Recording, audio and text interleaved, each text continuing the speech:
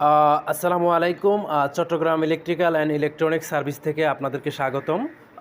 আমরা নতুন করে 5টি ডল স্টেটারের ডিবি রেডি করার জন্য অর্ডার পাইছি। অলরেডি আমাদের কাজ চলমান।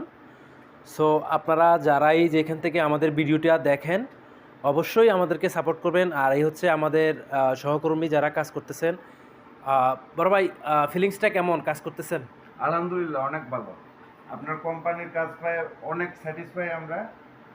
বিশেষ করে আমাদের ফারুক ভাই, উনি বলতেছে যে সামনে বলে একটা ট্যুরে যাওয়ার ইচ্ছা ওনার।